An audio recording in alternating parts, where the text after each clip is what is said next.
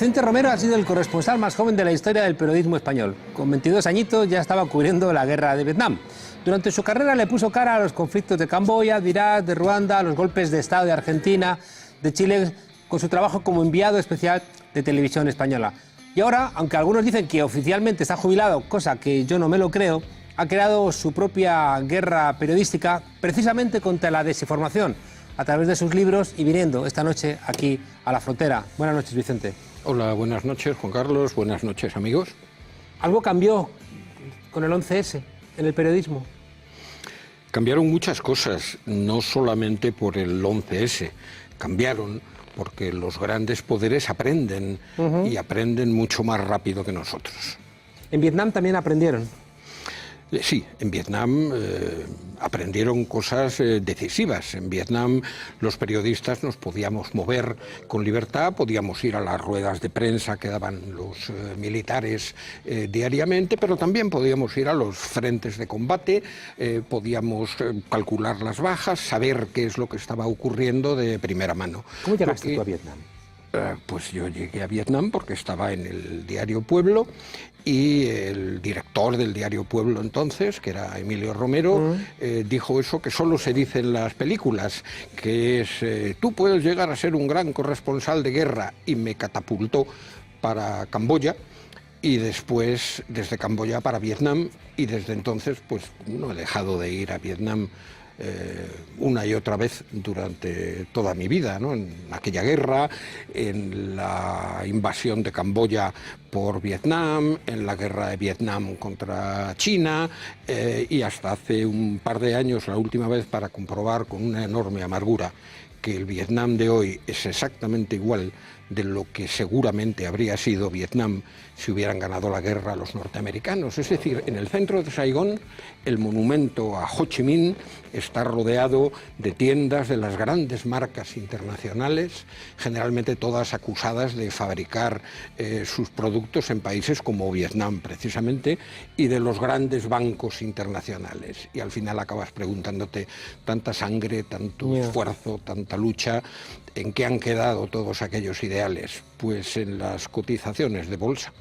Es verdad que a partir de la guerra de Vietnam reacciona la trilateral, recuerdo, y dice que no puede volver a ocurrir que los medios de comunicación hagan que un presidente dimita por el Watergate o que Estados Unidos pierda una guerra por esas imágenes, ¿no?, de los féretros envueltos en la bandera norteamericana. Quizá Vietnam fue la última guerra que pudo contarse. Sí, con la libertad con la que se contó la de Vietnam y la de Camboya. Después se empiezan a imponer una serie de limitaciones, ¿no?, en las distintas guerras, limitaciones que empiezan por el estricto control de las credenciales de prensa. Por ejemplo, Javier Solana, siendo secretario de la OTAN, pidió a Televisión Española que me retiraran las credenciales para informar de la guerra en Kosovo. ¿Por qué iba a hacer eso Javier Solana?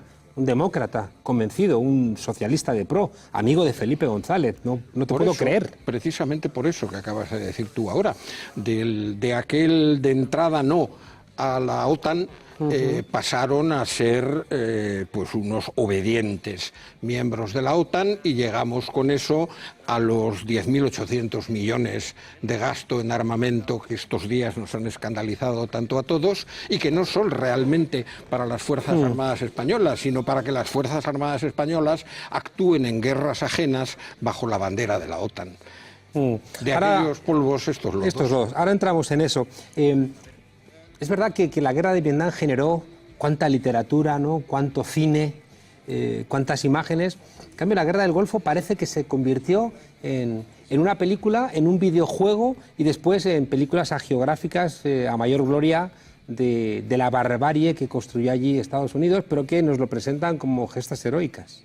Bueno, ha habido una perversión en el comportamiento que los medios han ido adoptando, aceptando las limitaciones impuestas por el poder.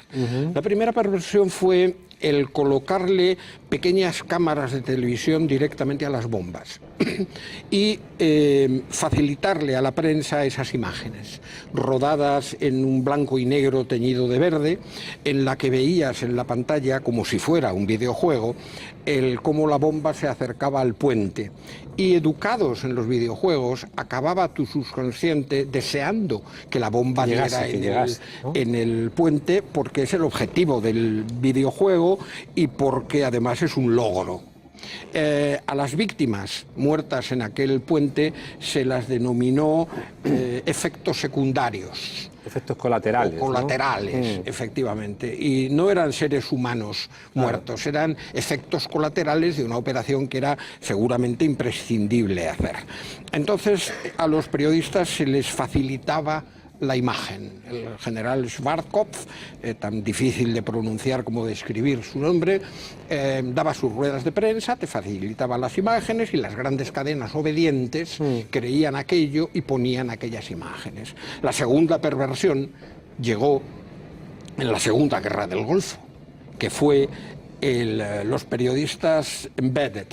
Aquí se tradujo, ¿no?, como empotrados, pero la verdadera traducción de embedded sería encamados, y sería mucho más exacto porque nos metieron dentro de la cama. ¿No? Integrados. Efectivamente. Entonces, los embedded iban dentro de los carros de combate de las fuerzas invasoras y daban la imagen desde el punto de vista del militar, que tiene miedo ante la operación en la que va a participar, que se acuerda de las tartas de manzana que le hacía su mamá en Minnesota, Claro, es que los que tienen enfrente también van a matar a esos periodistas, ¿no? Si pueden. Bueno, cuando se trata de, los hemos visto, entrar en poblaciones civiles, disparar contra la población civil, entrar dando la clásica patada en la puerta, lo que no hemos visto nunca es el miedo de esas familias, sabiendo que se acercaba el enemigo en sus carros de combate, el miedo cuando recibían la patada en la puerta y eran todos tirados al suelo,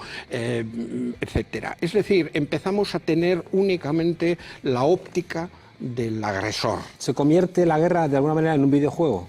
Sí, y además ellos escogían quién podía ir embedded o no. Televisión Española pidió que yo fuese embedded y lo vetaron. Ellos escogían qué periodista podía ir embedded, porque tener un periodista dentro también puede ser muy peligroso. Claro, puede ver cosas. Claro. Pero es que tenemos que aceptar la censura si queremos trabajar. Es terrible. Por ejemplo, Jesús Mata y yo conseguimos entrar en Guantánamo, engañando, tengo que decirlo así, al Pentágono y engañando a la CIA, porque les hicimos creer que yo estaba acreditado como corresponsal fijo en Estados Unidos, simplemente mandando la solicitud desde la corresponsalía de Televisión Española. Y lo primero que nos encontramos fue que teníamos que firmar un documento en el que aceptábamos la censura previa de los materiales, en la que borraban las imágenes que no les gustaban, etcétera. No podíamos usar el teléfono más que a través de la Bell Company, con censura militar previa, con un bucle en las conversaciones, etcétera. A unos zorros viejos educados en la prensa del franquismo, las medidas de censura norteamericana acaban pareciéndonos una ingenuidad. Bastaba con acercarse con un teléfono hasta la frontera de Guantánamo con el territorio de Cuba no sometido militarmente a Estados Unidos, y desde ahí, como la instalación telefónica la hizo la Telefónica, con un aparato de Movistar entramos en directo en Televisión Española y en Radio Nacional de España. Y otros muchos trucos para burlar todas esas censuras. Pero si no firmas aceptando la censura, no entras. Oye, hablas de Cuba, de Guantánamo. América Latina también, de alguna manera, vivió la última guerra romántica, ¿no?, que fue seguramente la de Nicaragua, ¿no?, la entrada en Managua en el 79, que tú conoces bien, ¿no?, todo ese proceso. Ha cambiado bastante el continente latinoamericano en todo este trayecto. Las últimas guerras románticas, porque la insurrección en El Salvador fue también una guerra, y porque, aunque no fueran guerras, fueran reprimidos militarmente pues todos los sueños de Chile, de Argentina, de Bolivia. Previamente, Ahora sí. ya no hay golpes de Estado en América Latina ni represión militar, simplemente porque no hace falta. El control sobre sus economías es absoluto y ya no es necesario recurrir a tanta barbarie. Los métodos han cambiado. ¿Y eso no hace que los periodistas tengan también la necesidad de especializarse en esas nuevas formas del mal, que son los sectores financieros, la economía, es decir, todos esos elementos escondidos que al final son los nuevos métodos de dominación? Sí, lo que pasa es que la prensa, no los periodistas, las grandes empresas periodísticas, tampoco está bien dicho, porque las empresas periodísticas como tales dejaron de existir hace tiempo y ahora son simplemente parte de corporaciones financieras que tienen empresas periodísticas, ¿no? Entonces, se acepta ese orden, entre comillas, porque es terrible llamarle orden social a la injusticia, ¿no? Se acepta ese orden como el mejor de los mundos posibles y se sirve a él con las informaciones. Es decir, hay muy poco periodista que se haya entretenido, por ejemplo, en un juego que yo le propongo hacer a los espectadores, que es entrar en organismos como el Round Business Table, la mesa de negocios de los Estados Unidos, la mesa de seguridad nacional de los Estados Unidos, la CIA, es decir, los grandes organismos del poder que rodean, nunca mejor dicho, a la Casa Blanca, en una especie de M30, de carretera de circunvalación de Washington, que le llaman el Iron Belt, el cinturón de hierro, ¿no? Y ahí están todos estos organismos, incluidos otros como el Banco Mundial, el Fondo Monetario Internacional, etcétera, etcétera, rodeando a la Casa Blanca, que es efectivamente un rodeo. Yo el juego que propongo es entrar en esos organismos, ver quiénes son, porque es público, los apellidos de los integrantes de cada uno de esos organismos y ver que en la lista de uno y de otro se repiten los nombres de los grandes miembros de las grandes corporaciones internacionales. Es decir, que hay una especie de oligarquía formada por 300 o 400 nombres que además se casan entre ellos, como los DuPont y los Nemours, etcétera, que constituyen el órgano secreto, por decirlo de alguna manera, del poder del mundo. Económico mundial. Vicente, dice mi maestro Aventura Susa Santos que hay una línea abismal que separa al norte del sur. Y hay cosas que en el norte se solventan, bueno, con presiones de otro tipo, pero en el sur directamente se solventan con violencia. Y tenemos al otro lado del teléfono a un periodista valiente, un periodista que sabe que allí, cuando dices cosas inconvenientes para el poder, primero te matan y luego te preguntan. Pedro Brieger, buenas noches. Buenas noches, no sé si soy tan valiente como Vicente, pero bueno, uno trata de hacer su trabajo. Pedro, director de Nodal.am.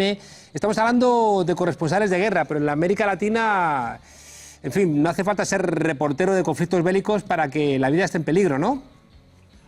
Depende de dónde. Si uno toma en cuenta lo que está pasando en México, sí, porque efectivamente en México han asesinado en el sexenio del presidente Peña Nieto a más de 40 periodistas. El año pasado mataron creo que a 11 o 12 y ya en este año han matado a algunos.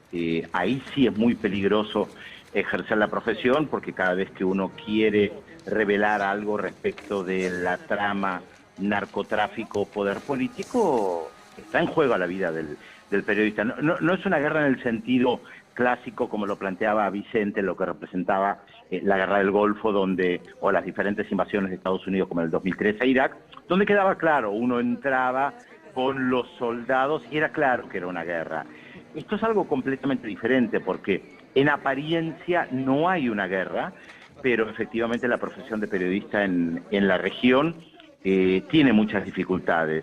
Y yo le agregaría un elemento también diferente, que si bien se lo vive en Europa, yo creo que no tan polarizado como en la región, y es la persecución judicial que están llevando adelante algunos gobiernos en contra de periodistas que apoyan algunos gobiernos progresistas de izquierda que se está dando. Y esto tiene que ver con ubicarse en un lado o en el otro.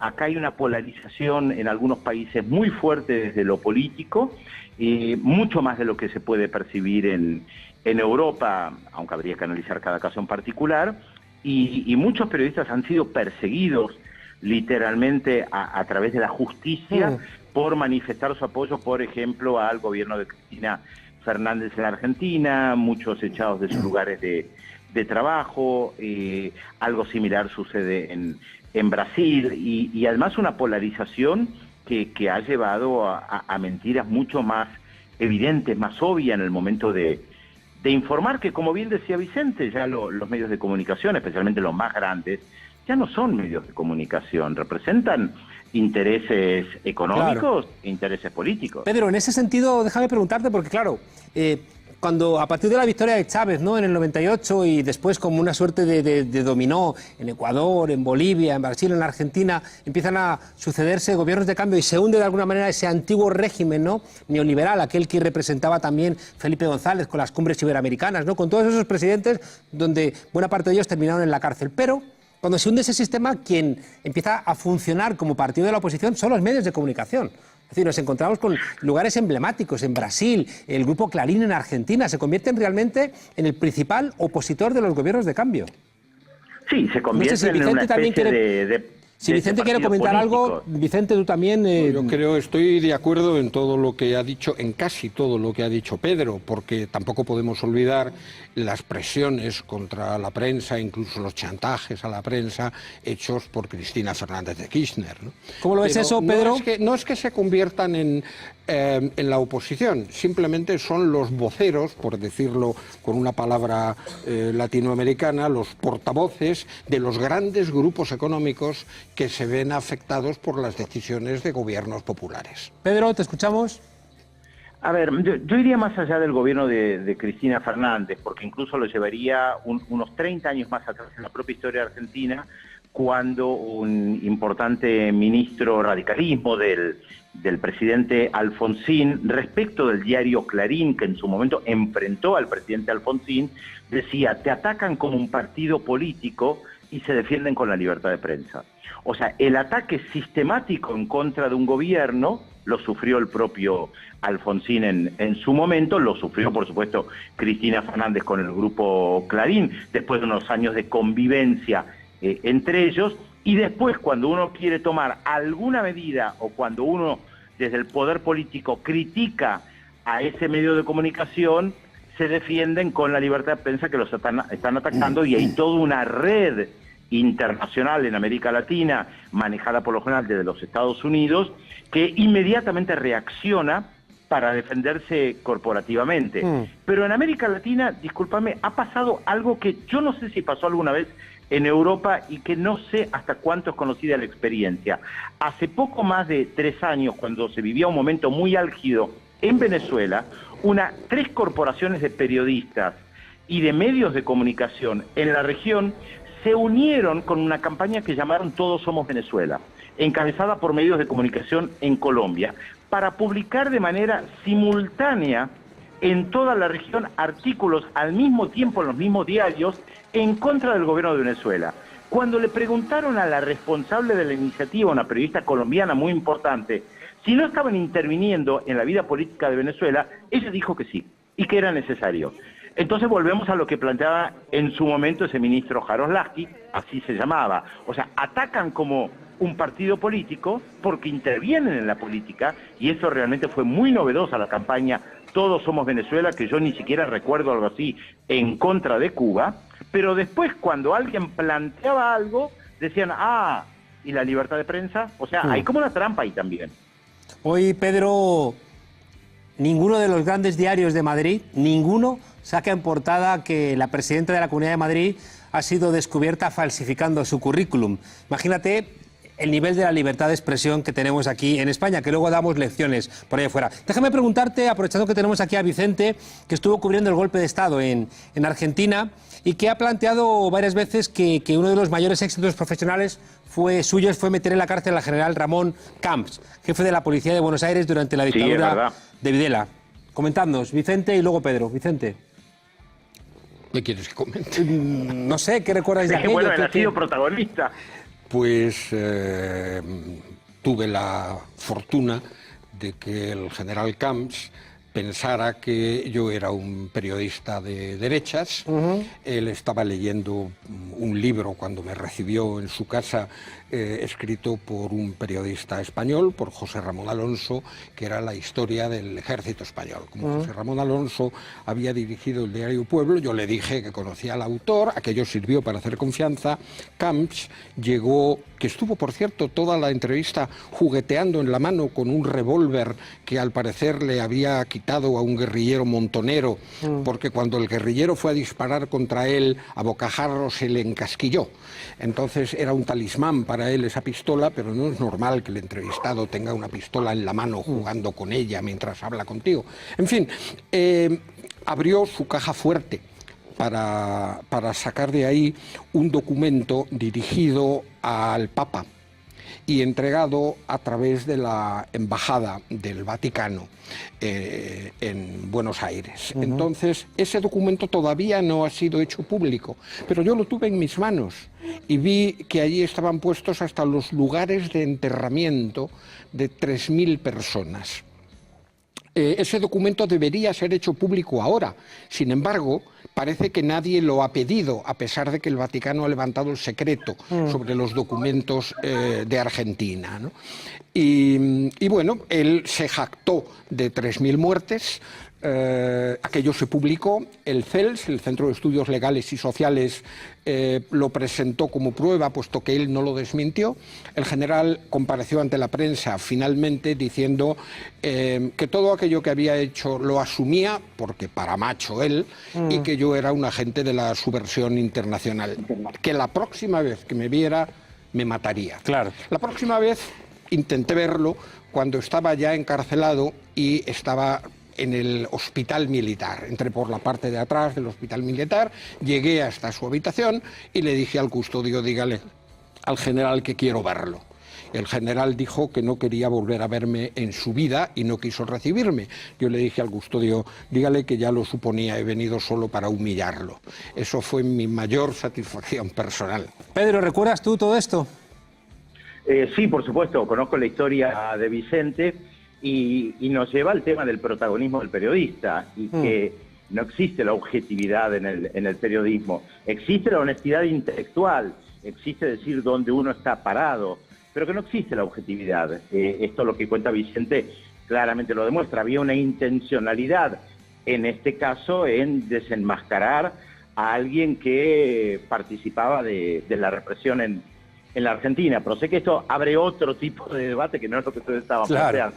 Pedro, antes de que te marches, cuéntanos en una línea qué demonios pasa con la dimisión en Perú de Pedro Pablo Kuczynski. Bueno, Perú ha tenido en los últimos 30 años a todos los presidentes electos involucrados en casos de corrupción, involucrados en casos de corrupción. Y de represión. Tenés el caso de Alan García, tenés el caso de Fujimori, de Alejandro Toledo y ahora de Kuczynski.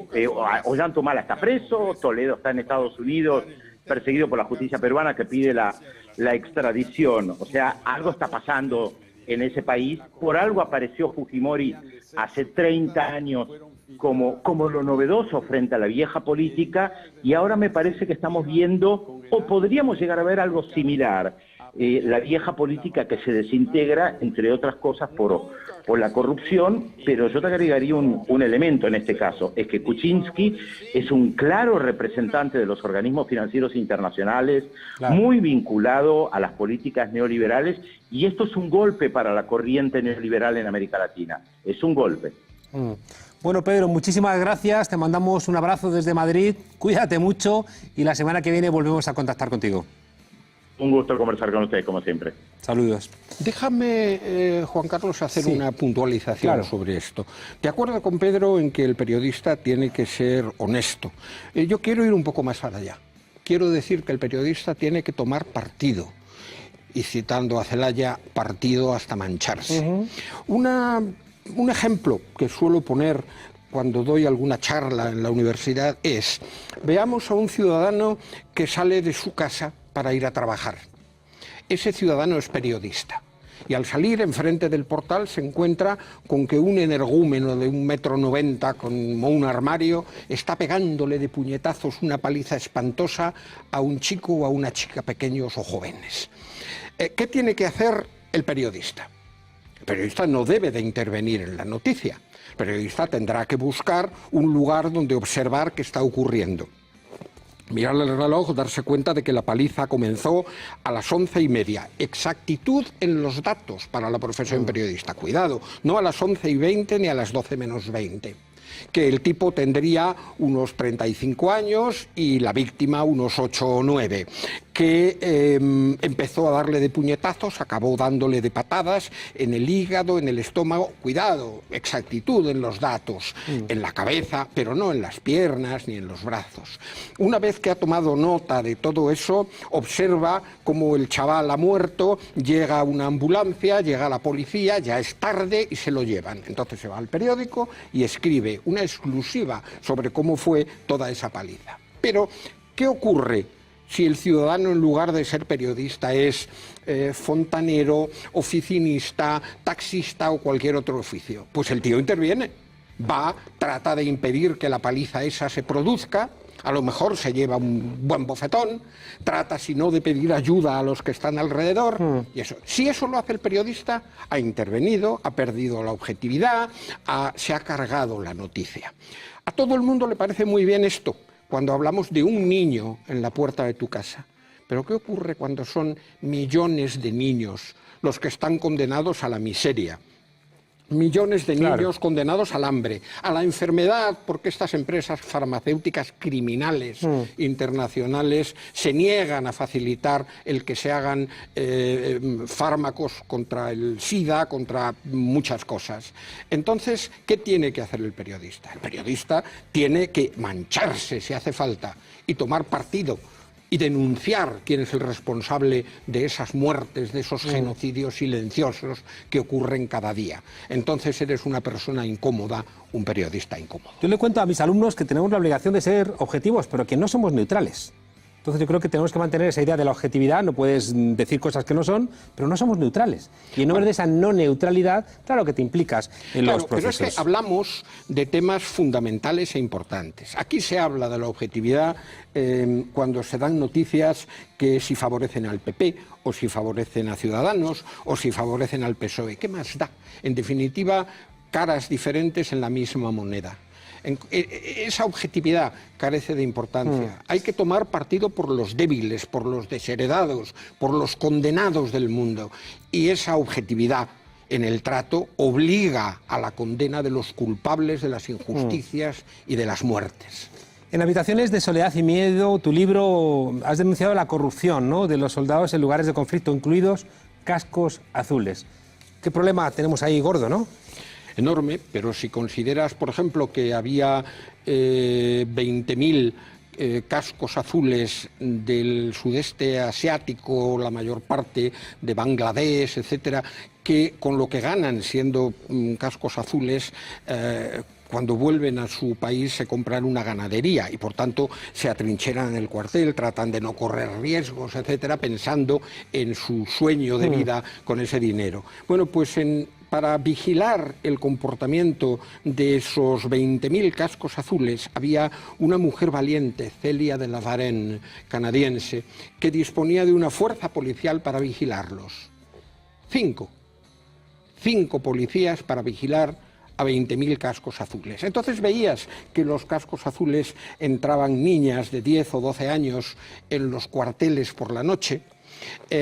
Un día Celia de la Varenne me pidió que Jesús Mata y yo hiciéramos un tour por los prostíbulos de la capital, de Monrovia, para ver qué había, si es verdad que había niñas, etcétera. Entramos, en el primer prostíbulo que entramos, en la mesa del bar, nos encontramos de frente con el coronel francés, jefe de uno de los destacamentos de los cascos azules, al que habíamos entrevistado esa misma mañana, que hizo ver como que no nos conocía, ¿no?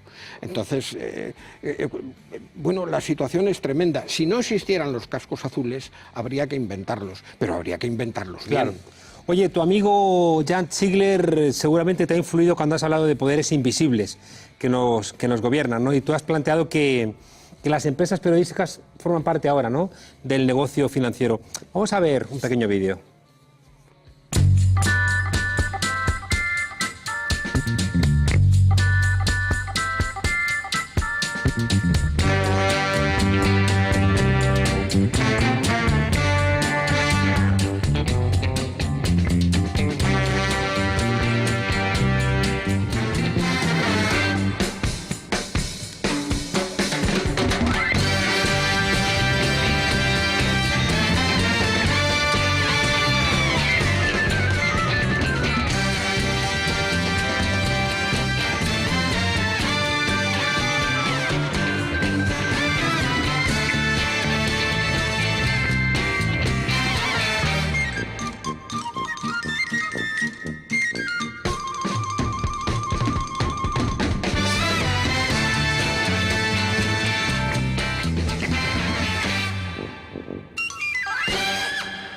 ¿Qué pasa con los medios de comunicación, Vicente?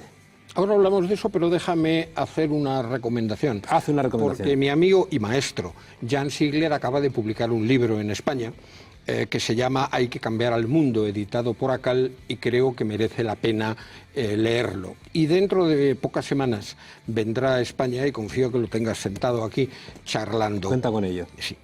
¿Qué pasa con los medios de comunicación? Pues que los medios de comunicación han sido adquiridos por todas esas corporaciones. Para hablar, como hace un momento, de la política de los medios en América Latina, no hay que irse a Estados Unidos, hay que irse a Prisa, que tiene intereses periodísticos en distintos países, y los editoriales de Prisa, en definitiva, están defendiendo los intereses de su corporación multinacional mediática en esos países de América Latina a cuyos gobiernos condena o alaba según le vaya bien con ellos en sus negocios con los medios de comunicación. Los medios de comunicación cada vez están más encadenados al poder y cada vez se comportan más como un escudo o una compañía de relaciones públicas al servicio de las corporaciones que poseen la mayor parte de los medios de comunicación en los que trabajan. ¿Tiene eso algo que ver con la crisis de los medios de comunicación sobre la cual tú tanto insistes? Sí, yo creo que el lector y el espectador tienen que acabar dándose cuenta de que no se les está informando de muchas cosas y que de esas cosas de las que no se les está informando, la razón de que no se les informe son los intereses que hay detrás y, sobre todo, el hacernos creer que vivimos en el mejor de los mundos posibles, que no pensemos, que no tengamos conciencia sobre la injusticia radical en la que se basa ese sistema económico del que estamos formando parte. Vicente, pero para mantener corresponsales en el extranjero hay que pagarles. Pero y eso cuesta dinero. ¿Quién mantiene corresponsales en el extranjero? Claro. El ABC, por ejemplo, tomó al corresponsal de Bruselas, un sitio en el que hay que tener forzosamente un corresponsal, lo tomó de las solapas y le dijo: cerramos la corresponsalía. ¿Quieres seguir trabajando aquí? Pues de ahora en adelante se te acaba el sueldo de corresponsal, se te acaba el que el periódico pague el piso, se te acaban los viajes por contrato a España, etcétera, y vas a cobrar por crónica publicada.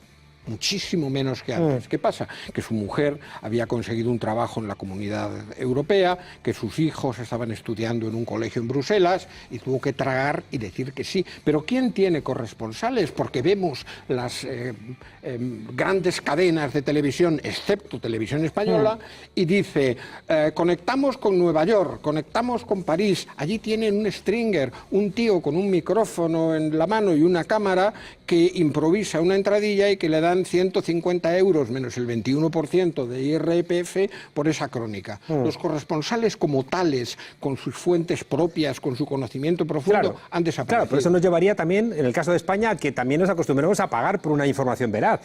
A mí siempre me fascina en Francia que Mediapart es capaz de tener, no sé si eran 140.000 suscriptores que pagan por tener un medio de comunicación que va a ser objetivo y que además no es neutral, pero tienes que pagarlo. ¿No? Sí. No, con el todo gratis... Sí, pero no es que sea todo gratis. Quiero decir que los informativos de televisión tienen publicidad antes, a veces incluso dentro, etcétera, y organizan incluso esto se empezó a hacer en Estados Unidos durante las guerras de América Central, organizan los contenidos publicitarios, los contenidos informativos justo antes de los contenidos publicitarios. Esto se empezó a hacer en América Central, había cadenas, 3 grandes cadenas en los Estados Unidos que tenían 2 equipos cada una para tomar un grito de una víctima y en ese momento colocar un anuncio de papel higiénico, ¿no? Entonces, no es que sea gratis, ellos sacan un rendimiento económico de la información. Creo que tenemos que hacer una reflexión también como ciudadanos de qué hacemos con los medios de comunicación. No podemos dejarlos en grandes industrias, no podemos dejarlos en los bancos, no podemos dejarlo tampoco en el sector público, que los partidos políticos también lo colonizan. De alguna manera tenemos que entender que o nos hacemos cargo nosotros o esto no va. ¿Pero qué dices? Tenemos que hacer una reflexión muchísimo mayor. Por ejemplo, la mayor parte de este país sigue votando al PP y a Ciudadanos. Ahí tienes la reflexión. ¿Ese es tu mensaje desesperanzado para cerrar esta entrevista, Vicente? Absolutamente. ¿Estás desesperanzado? Estoy desesperanzado, orgulloso de mi generación por las manifestaciones de los jubilados, pero desesperanzado. Sí. Has dicho en algún momento que cada vez te sientes más rojo. Y más solo. ¿Ni el Papa Francisco te acompaña? Es un buen chiste. Es un buen chiste. Vicente, muchas gracias por estar aquí con nosotros y también por no tirar la toalla pese a la desesperanza y seguir enseñándonos a pelear por la verdad. Muchas gracias por estar aquí en la frontera. A vosotros por hacer este programa. Y a Lolo y a Ardillita os digo que nos dejéis entrar en ese programa que nos recuerda ese ámbito escondido que son las mujeres y que, como decía Vicente hace un momento, nos están dando buena parte de las alegrías que estamos teniendo junto con los pensionistas últimamente en nuestro país. Así que os dejamos con una nueva entrega del Tornillo y su explicación de qué son los espacios autónomos. Hasta la semana que viene, desobedientes, y si os encontráis con muchas procesiones, rezad, pero pensad en qué estáis rezando. Buenas noches.